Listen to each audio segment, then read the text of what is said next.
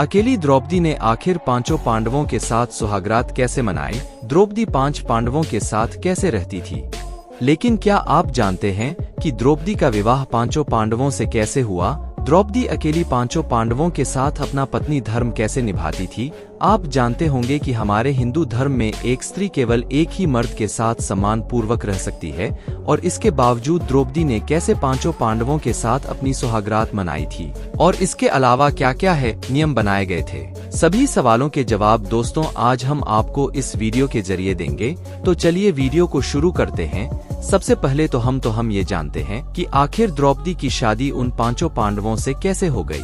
दरअसल द्रोणाचार्य ने पांडवों को अस्त्र और शास्त्रों की जब शिक्षा दी तो गुरु दक्षिणा में द्रोणाचार्य ने राजा द्रुपद जो द्रौपदी के पिता थे उन्हें हराकर उनका साम्राज्य मांग लिया। पांडवों ने राजा द्रुपद को हराकर उसका सारा साम्राज्य द्रोणाचार्य को सौंप दिया।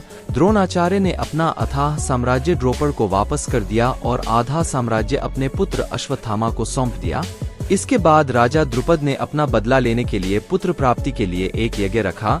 इस यज्ञ में उन्हें एक पुत्र तो प्राप्त हुआ, लेकिन इसके साथ ही उन्हें एक पुत्री भी प्राप्त हुई जिनका नाम था द्रौपदी। द्रौपदी जब बड़ी हुई तो राजा ने उसके लिए स्वयंवर रखा। स्वयंवर में जब पांडवों को पता चला कि श्री कृष्णा भी आएंगे तो उनके दर्शन के लिए पांचों पांडव स्वयंवर में चले गए। अब राजा द्रौपद ने शर्त रखी थी कि जिसने एक बड़े से यंत्र के अंदर घूमती हुई मछली की परछाई देखी और उसकी आंखों में निशान लगा लिया, द्रौपदी का विवाह उसी से हो जाएगा। सभी गौरव इसमें असफल हो गए, लेकिन ब्राह्मणों का भेष धारण करे हुए अर्जुन ने मछली की आंखों पर निशाना लगा डाला और अब द्रौपदी ने वरमाला अर्जुन को डाल दी।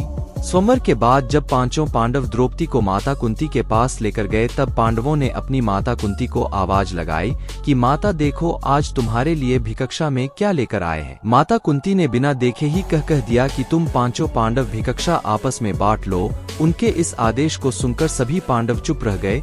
जब माता कुंती ने द्रौपदी को देखा तो वह हैरान हो गई। उन्होंने पांडवों से कहा कि है पुत्र तुम कुछ ऐसा करो जिससे मेरे वचन का पालन भी हो जाए और द्रौपदी के मान सम्मान में भी कोई कमी न आए। तब बाद में यह फैसला हुआ कि द्रौपदी का विवाह पांचों पांडवों के साथ होगा। जब राजा द्रुपद को यह सब पता चला तो उन्होंने कृष्ण जी से कहा कि यह तो हिंदू धर्म की मर्यादा के खिलाफ है, क्योंकि एक स्त्री 5 मर्दों की पत्नी कैसे बन सकती है।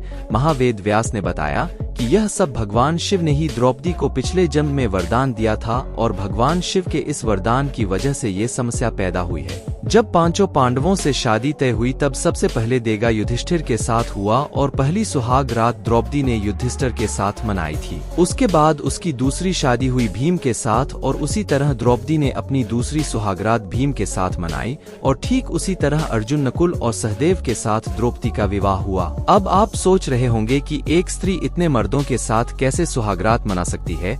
दरअसल इसके पीछे भगवान शिव का ही वरदान था। द्रौपदी को यह वरदान था कि उन्हें 5 पतियों का सौभाग्य प्राप्त होगा। अब आप सोच रहे होंगे कि द्रौपदी उन पांचों पांडवों के साथ कैसे रहती थी। दरअसल पांचों पांडवों ने एक नियम बनाया था कि द्रौपदी 1 साल तक एक ही पांडव के साथ रहेगी, यानी कि अगर द्रौपदी एक पांडव के साथ एक कमरे में रहेगी तो कोई दूसरा पांडव उस कमरे में नहीं जाएगा और जो इस नियम को तोड़ेगा वह पांडव 1 साल तक वन में रहकर कठोर ब्रह्मचर्य का पालन करेगा। एक बार अर्जुन ने इस नियम को तोड़ दिया था, क्योंकि एक बार द्रौपदी युधिष्ठिर के साथ अपने कमरे में बैठी थी और अर्जुन अपना बाण अंदर भूल गए थे। अर्जुन जब धनुष लेने अंदर गए तब जाने अनजाने उन्होंने इस नियम को तोड़ दिया था और इसके बाद उन्होंने 1 साल तक जंगल में रहकर कठोर ब्रह्मचर्य का पालन किया। और तो दोस्तों यह थी हमारी आज की यह वीडियो। आप अपने विचार हमें कमेंट में जरूर बताएं और इस वीडियो को एक लाइक करके चैनल को सब्सक्राइब जरूर कर लीजिए।